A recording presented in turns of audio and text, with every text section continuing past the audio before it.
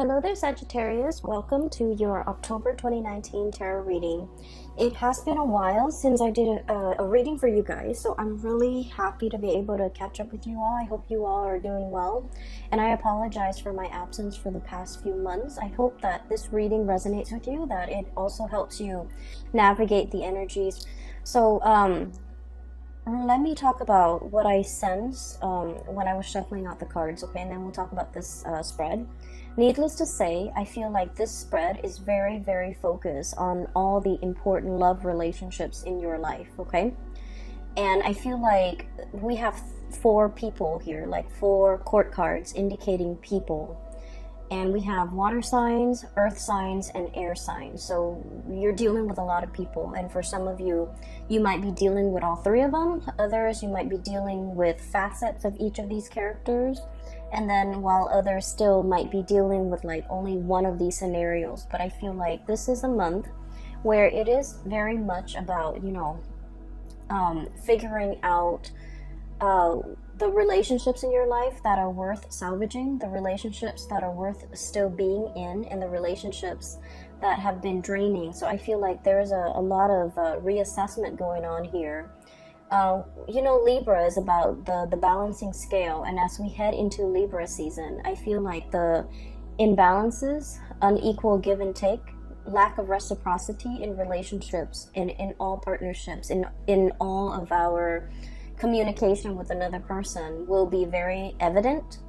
And so it's a time for us to really take stock of what's not working or what is working, and to figure out solutions to balance out the give and take in relationships. Okay, so I feel like for a lot of the signs, for a lot of people in general, everything that has happened since the month of January moving into now in the month of October, I feel like you're getting signs and messages along the way to indicate to you what is lacking, what's not working in your relationship.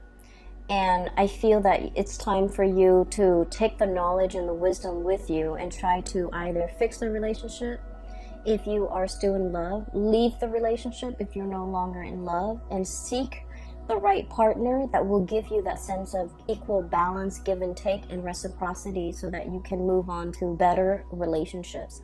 So it is an important month to put theory into practice, to figure out what you have already learned and how to implement that into the world, okay?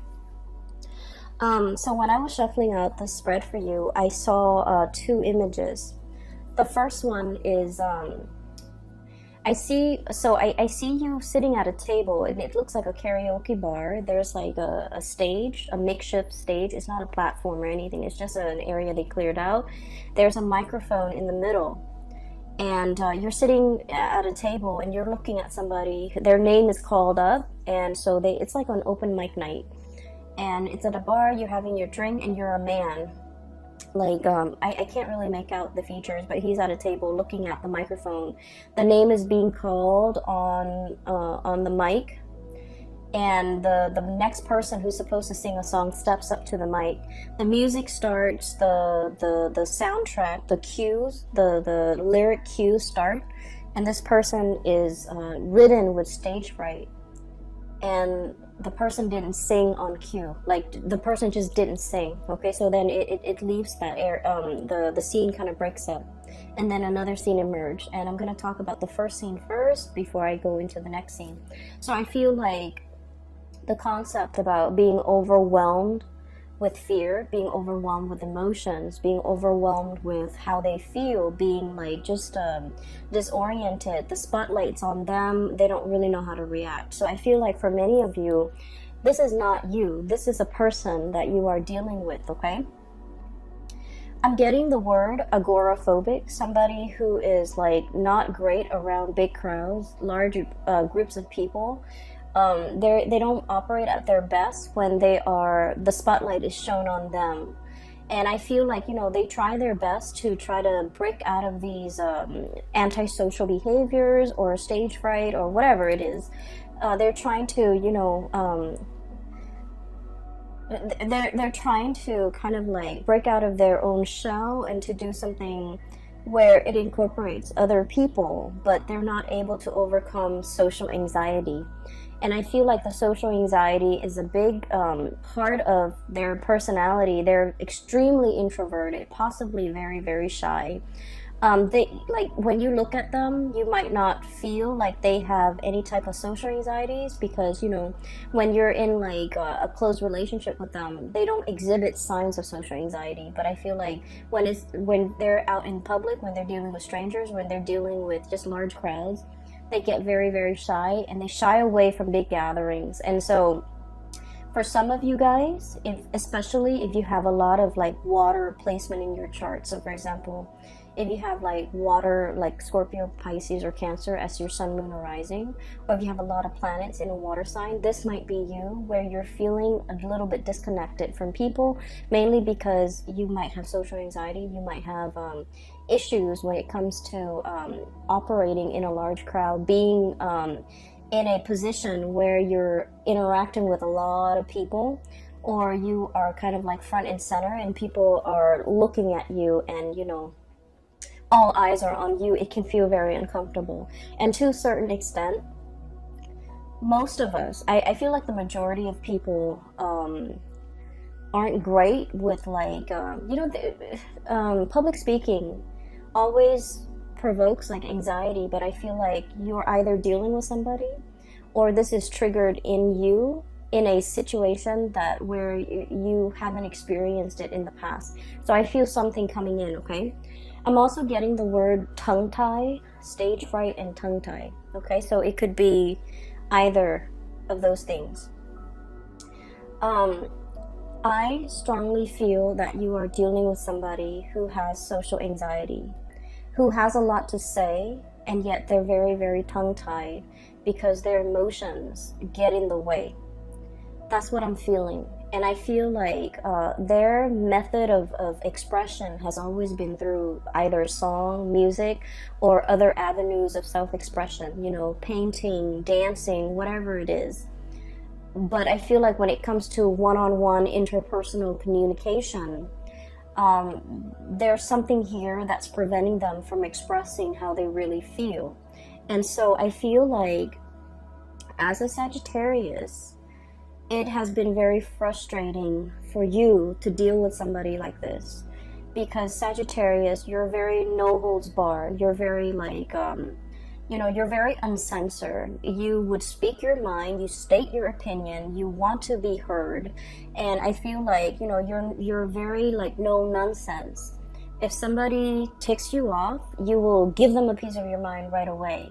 And the beauty about fire signs in particular is that when someone or a situation upsets you, you blow over, like you blow up, but then you get over it. You don't hold things in, you don't hold grudges, you don't hold things in, you don't hold your emotions in. And I feel like it's a very healthy way to live. But you're dealing with someone who's like your counter opposite, okay, like you're a counterpart that's like your total opposite, excuse me. And they hold a lot of stuff in. They're used to repressing. They don't say what's on their mind. And I feel like a lot of it is they don't say what's on their mind out of fear, out of judgment, out of like, having those feelings or those words be used against them later. So, in this day and age with social media, with digital communication, a lot of things can be taken out of context. A lot of situations too, like we can't really retract and rescind what we say, because things are permanently on social media or on some type of a public forum, or once something has been said, and the way in which they have been said, the tone that is used, it's really hard to take back. Okay, once we form a strong opinion and we verbalize that opinion, it's very, very difficult to take back. And so you're dealing with somebody who's aware of all of this. And so they're very calculated when it comes to the things that they say, how they communicate, what they communicate, and who they communicate these messages to. And from your perspective, you might feel like, oh my gosh, they are so cowardly. They are so they are so censored, they are so repressed, they are so scared, they don't know what they want. And so you run through the gamut, like these myriad of reasons why somebody or the other person might not, you know, express how they feel. But I feel like yes, they might be all of those things, but the important thing is that they have been repressed for a very, very long time. That was like a survival mechanism. That was how they dealt with grief. That was how they dealt with changes. And that was like, it's purely survival, okay? I don't blame people when they do things on a purely survival basis. Even as an adult, you know, we're conditioned to behave a certain way. And so I feel like it's hard for you to understand this person. It's very, very hard for you because you are out and free and you know, unaffected, okay? And you're very uncensored. And so you don't understand how somebody could be so different from you. So I feel like there's a lack of understanding here, but I also feel like there are issues with the other person. And I feel like a mix of cowardly, a mix of stage fright, a mix of social anxiety, a mix of repression, a mix of, you know, just life experiences that makes them very, very calculated when it comes to what they say, calculated when it comes to what they to expressing their emotions. Okay, so that's where we're at. Okay, so that's the first thing with that karaoke situation. The second image that I'm seeing here is I have this little boy. He's wearing a raincoat and his little backpack, and it's like in the morning, and it's kind of drizzling outside, and he's waiting for the school bus. Okay, so he's about like 5 or 6. He's waiting for the school bus. The school bus is supposed to pick him up in front of his house, but he's in the porch because it's kind of sprinkling, and he's debating, you know, I don't want to go to school today. Kids are mean to me, or, you know, I just don't want to go to school today. I don't want to be in school. It's kind of rainy. I'd rather be home. I'd rather and I don't feel that great. And I feel like he doesn't feel that great. It's the weather affecting him. But, you know, children, they can't really verbalize these things. So he's just like, I feel crummy. I want to stay home today. I should tell mom that I don't want to go home. So he's like running through these thoughts in his mind. And then he's like, I don't want to go home. I don't want to go. I don't want to go to school. I don't want to go to school. I want to stay home. And then he's still deliberating in his mind. Should I go back in and tell mom I don't want to go to school? And then just then the bus comes and the bus door opens and he's like, I want to go to school. Should I just go back inside and tell mom? And then he finds himself walking towards the bus. And then the door closes and the bus takes off because he took too long. Okay, so I feel like, once again, this could be you or another person that you're dealing with. And I feel like it's a situation where it's uneasy. You have like a gut reaction or a gut instinct on what you should do, right? Like you might have a disaffinity for something, like a lack of liking for something, or an aversion to something, or like just a repulsion towards something. And then you're trying to rationalize, like, why do I feel this way about this person? Why do I feel this way about this situation? And I feel like your intuition has been right. Your intuition is telling you, you know, that might not be the right person for you. That might not be the right situation for you. And crisis averted, because I feel like at the end of the day, the door closes. He missed his bus, but he gets to stay home. And so in a way, it's sort of like a situation that can be a self-fulfilling prophecy as well. Okay, taking too long to make a decision. First of all, do I go to school or do I stay home? Taking too long to make a decision. And then at the very last minute, the decision is made for you. That option is ruled out for you. And so inaction, I feel, is as dangerous as like lack of action, or doing something where your heart is not 100% committed in it. It can lead to failure. Does that make sense? Because I'm feeling like there's a self-fulfilling prophecy. It's something that you're just like, oh, it's doomed to fail from the start. I'm just going through the motions to do it, but it's doomed from the start. And because you're half-assing it, and because you're like just going through the motions, and because you're also injecting a lot of just self-defeating negativity into a situation, it fails. And I honestly feel like this is not you, Sagittarius. This is somebody that you're dealing with, where they're like constantly mired in a very, very negative mindset. They don't look at the end goals. They don't look at, you know, pushing themselves past their limit. They let fears and discomfort gets the best of them. They don't challenge themselves. They're not inspired to be a better person. They're not, you know, grasping for these high ideals. So then whatever they do inevitably flops. And you might have witnessed this. You might have been, you know, dealing with them when they go through life and making these decisions. And it's like, the hardest people for a Sagittarius person to be around are people who are very, very negative, okay? I feel Sagittarius people are the most optimistic, or the most carefree, or the most like, you know, it's gonna work out, like just fearless people that I've ever encountered. And I feel like you're dealing with someone who's a naysayer, who's very mired in negativity, who's constantly like, they do things and they're just like, oh, it's not going to work out. So they give up even before they even try. They give up even before the situation started, or they shut something down before it has an opportunity to get off the ground.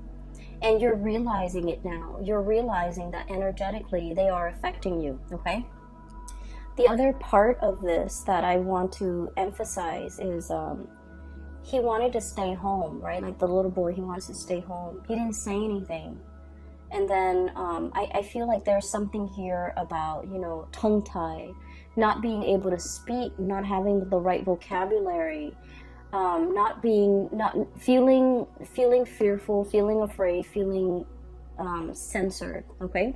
So those are the key words as we head into this month, and hopefully these messages will provide a lot more clarity for you when you're dealing with with another person that behaves this way. So right off the bat, what I'm feeling is this is a month of major communications, okay? And especially as it relates to like feelings, emotions, being like where things are kind of laid bare. They're out in the open. They're happening very fast. This to me indicates usually like electronic communication that comes out either physically in person, or like electronic communication where they're coming at you very, very, very fast and you have like a split second to respond, or timeliness when it comes to your response is very important, okay? So there's a lot of communication here. If we're looking at the situation, I feel like if in the past there has been a channel of communication that has been blocked, where you feel like you have to literally pry the answers out of the lion's mouth, okay? You have to like literally like pull out answers, command answers, or like demand it from another person. I feel like the floodgates are opening. So right off the bat, I feel like there's a situation where you are asking a lot of questions about to a person, or this is happening to you. And I feel like for many of you, if it has been, you know, the past few months of like constantly communicating with someone, wanting clarity, wanting like certainty, wanting something solid and concrete, I feel like the floodgates are finally opening, because you have been dealing with somebody who is very tongue-tied, who's very afraid, who is very calculated in the way that they communicate, in the way that they speak. And so I feel like you've been pushing it and pushing it and pushing it, and finally the floodgates open. You're getting the communication that you're looking for. What we have here is a really, really beautiful situation. We have here the Ace of Cups, and this is denoting to me new love, okay? This is like an opening up of the floodgates where feelings are finally expressed for the first time. You definitely have somebody who's coming into the picture, coming forward to make you an offer. And what I sense is you are always very courageous when it comes to being vulnerable, okay? Being vulnerable is like the hardest thing for anybody to do. You put your heart out there, you put your feelings out there, you made yourself known, you made yourself available. You know who you want to be with. And you have made that very, very clear from day one. I'm not playing games. I want this, and this is all that I want. And I feel like because you have been adamantly pursuing it, there's definitely somebody coming into the picture for reciprocity, to reciprocate this outpouring of love. Somebody who's very touched, who's very like, they might have been guarded in the past, but now they're in a position where they trust what you have to say, they trust your emotions, they trust your feelings, and they're still very much shy and trepidatious about making this big leap towards you, jumping in the water, you know, enjoying this relationship even. But they're making an effort, okay? So I feel like it's slow, but it is very steady. And then I also feel like there was a situation in the past where somebody was too strong with their emotions, and I feel like they were too strong, too direct, too fast, too soon, and I feel like the other person got really scared, and they've had some time to mull things over, and now they're coming back in to reciprocate, to have this conversation, to talk about things, to offer you, you know, they might say like, well, wait a minute, you're coming on a little bit too strong, but I do like you, and I feel like, you know, let's take it slow. So I feel like there's somebody here who's wanting to slow things down, not because they don't feel the same way, but because they're rational, and I feel like, you know, they want to, they don't want their emotions to get the best of them, okay? It's not a bad thing to slow things down, but I definitely see a situation where there is tremendous outpouring of love, and you're going to get that reciprocity between you and another person. The other person has been thinking about you, okay? We have here deep in contemplation when it comes to matter of the hearts, the Queen of Cups. Deep contemplation. How's this going to work? How's the future going to look? How are we going to work together as a unit? Where are we going to live? What are we going to do? How do we navigate each other's energies? How do we live in the same space? How do we share resources? This is like serious contemplation, okay? The Queen, she's rational. And in this situation, I do feel like you're dealing with someone who is very mired in their emotions for you. Like it runs very, very deep. This is someone who's very, very maternal or paternal. So they have like a parental energy about them. They might have children. They might be I'm seeing somebody who like really knows how to take care of another person. They don't enter relationships unless it's the long haul. So they might have, you know, dated only like a few people, okay? And so when they date, they think about long term. They think about, you know, the marriage, the engagement, the house, the kids, the happily ever after. They don't rush into a situation just to see what happens. If it doesn't work, then, you know, we'll separate. They don't do that. They don't play like that. And so I feel like your direct energy might intimidate them, might scare them, and it might even make them feel like you're not here to stay.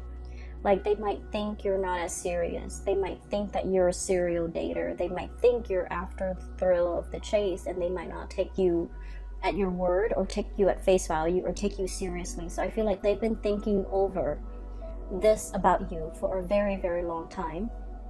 And emotionally, they feel the affinity towards you. They feel that pull, okay? I'm seeing a situation where somebody is definitely coming forward, okay? This is the Chariot, forward momentum, two disparate energies working together, moving the Chariot in the same direction. So I do see, and I say this a lot with Sagittarius, you and a partner who might be from, you know, like an interracial type of a situation, okay? The traditional depiction of this card is we have the black sphinx or the black horse and the white horse working together to pull the chariot along, and I usually think of that as like an interracial couple, two people who might be very culturally different, okay? So keep in mind, for example, you might be like born in the same country, and then one person, you both might move to the United States, and one person is still a lot more traditional, the other person might be very Americanized. So in a way, that's like still culturally different, okay? So I see variations of that in this card, where you and the other person, there might be a lot of cultural differences that you have to learn about one another. You have to understand about one another in order to make it work. And so there might have been a lot of difficulties in the past to overcome in this relationship as a unit. There might have been a lot of communication problems. You never gave up on it. You never threw in the towel because you knew intuitively that, you know, it was worthwhile, it was worth it. And you knew, you felt how they felt about you. You felt it even though they never said it, because they were scared of their feelings. They were afraid of being found out. They were afraid of, like, you know, how they felt. They were afraid. They were running from it. And I also feel like they were so, it caught them off guard, and the feelings were so strong that it was hard for them to verbalize it, and they were afraid of it. They didn't want to face it. They didn't want to admit to it. They didn't want to talk about it. But moving forward, I feel like there's a breakthrough here where the floodgates open, and this outpouring of love and emotions is definitely coming through, where the other person is coming into the picture, wanting a conversation and wanting to build, okay? You have another character here, so that's, I see one person who's very afraid, and then I have another person who's very calculated with their words, with the things that they do. They're very measured with what they do. So this is one person here, and I see another person. And this person shows up here as the King of Pentacles, okay? It doesn't matter. I'm not reading the signs anymore because I feel like you have crossovers. You have people with so many astrological placement that the signs, sun sign or moon sign or rising sign, it doesn't even matter anymore. But what I have here is the King of Pentacles. This is someone who's very, very hardworking, okay? Like, they have worked very, very hard for everything in their lives, okay? This wasn't somebody who was born into wealth. They didn't have a trust fund. They didn't have a large inheritance from their deceased, you know, family members. They worked out in the fields. They might have callous hands. They might do something that's physically demanding. They don't care what they look like. They're not going to show up in a suit. They've worked really, really hard. They've had to hustle. They've had to go out and take care of things and take care of business at a very young age. And when you're deprived of a childhood, when you've had to grow up really, really fast, when your whole life was all about work and responsibilities, you can be very, very emotionally absent, right? So I just want you to understand where this person is coming from. This is like the pillar of responsibility, okay? This is somebody who make a lot of sacrifices for the greater good. This is also somebody who really craves stability. They crave predictability. They crave hard work. They crave an opportunity to prove themselves. And so just imagine you're dealing with someone like that, and when they look at you, you're hot, fiery, and passionate. You're very unpredictable. You're very uncensored. You're very no holds bar. You're very impulsive as well, I feel. But you're so lucky because your impulses don't get you in trouble. But Aries do. And I feel like to a certain extent, Aquarius and Leo, their impulses, you know, and Pisces, their impulses often get them in trouble. But I feel like you're ruled by, you know, Jupiter, which is the planet of luck. You have a guardian angel. And you never get yourself in sticky situations for very long. There's always an out for you.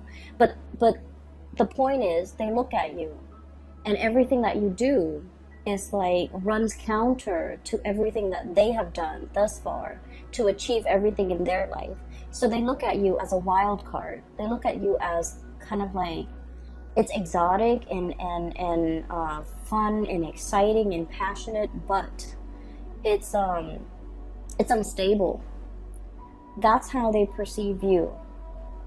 And so this is not somebody that enters situation, relationships, friendships with, like, you know, arms wide open. They're calculated with the things that they say.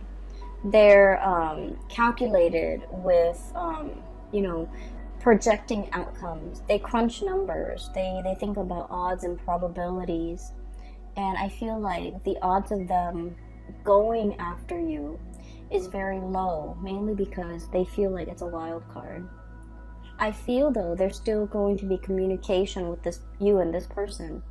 This is what I usually call, like, you know, ringing the bell, okay? This is like the lobby attendant.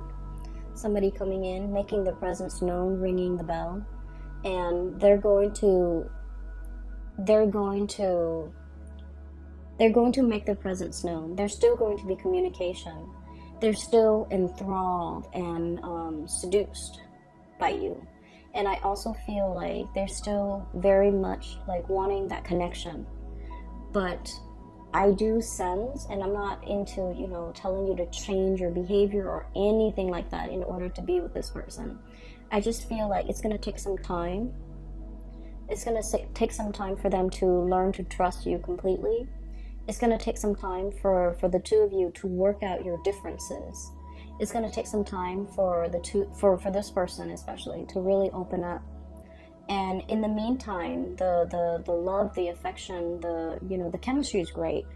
And the attention that you give them is really good for their ego. They really enjoy it. But I feel like there's a little bit more of a heart-soul connection here.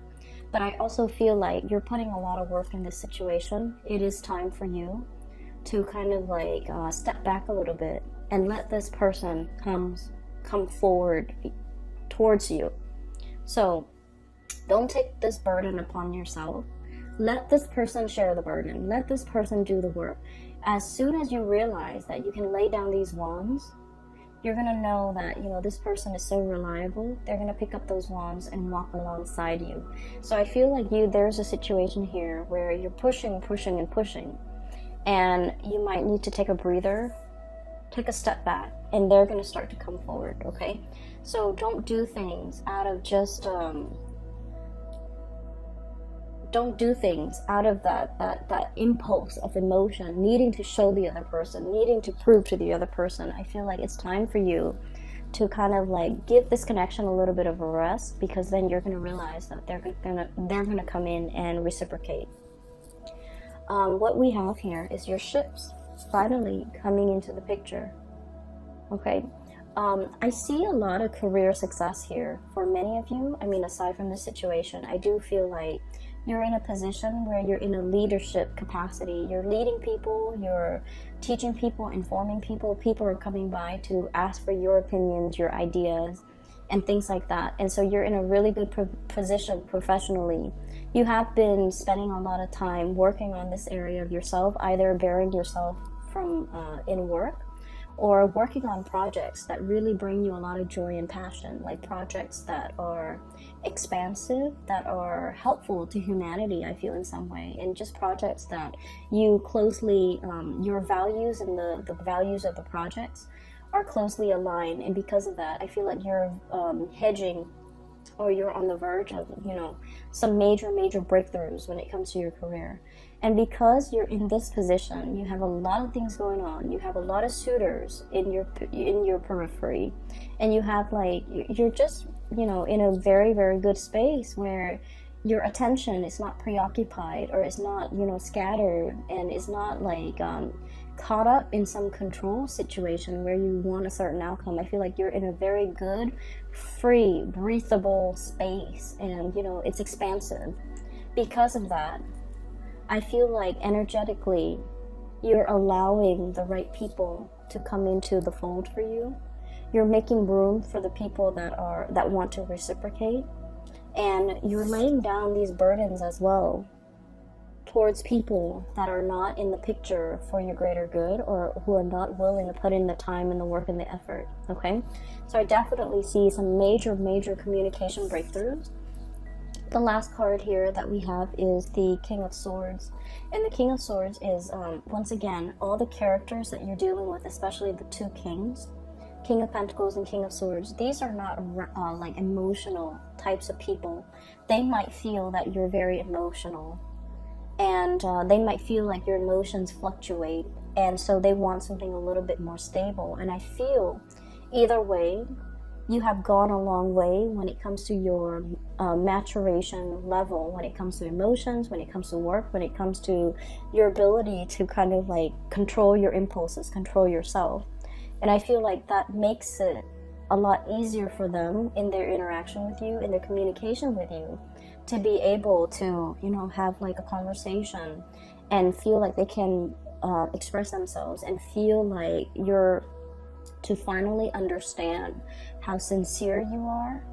Even though you say things, you're not like other people where they just say things that they don't mean. You are actually very open, very sincere, very honest with how you feel about them at all times. And they're starting to feel safe and comfortable in expressing themselves and reciprocating back at you. Okay, so I do see there's major communication breakthroughs here. And so I honestly feel like, you know, the goal or the theme for this month is you are dealing with someone who's repressed. You are dealing with somebody who came kind of like belatedly. They tell you things, like you ask them a question, you wanted to know it at that time. Okay?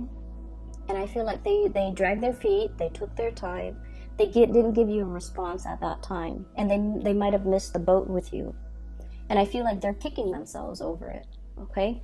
And that is why they're coming back, making their intentions known. That's why they're coming back, and they're starting to realize that there was a sense of urgency. There was a sense of like, you know, if you're not going to reciprocate, if it's something very simple, as easy as like just telling me how you feel, and the other person was not able to reciprocate, I'm sensing that they kick themselves. I'm sensing that there's regret. I'm sensing that's why they're coming back in, because they understand and they feel safe in the sincerity of the way in which you express yourself. Okay, it's like you have been nothing but upfront and honest, and then I felt like the other person, it's almost like when you're dealing with so many sleazy people and then you meet like a really nice honest one, it seems like it's too good to be true. That's what I feel is happening to your person, where you're very upfront and honest, and they're like, it's too good to be true. That person must be hiding something. That must be a facade. That must be a front. That can't be real. Okay? They have their own hang-ups, Sagittarius, and you kind of just need to let it be. But honestly, I feel like, you know, there's going to be reciprocity coming into the picture, and it's going to make you feel really, really good. Okay? I hope this reading resonates with you. I hope that it comes true for you in the month of October, so that you can, you know where you stand with people and know who's really important. Okay? For those who have been emailing me, I don't do private readings anymore. I do have a colleague. Her name is Bridget. She's based out of California, and she is a psychic. She's phenomenal. I can't recommend her enough. If you are interested in a reading, please get a reading through her. I've included a link in the description box below for her website where you can schedule an appointment for yourself. I do wish you all the best, Sagittarius, and best of luck with everything, okay? I'll talk to you guys soon. Bye-bye.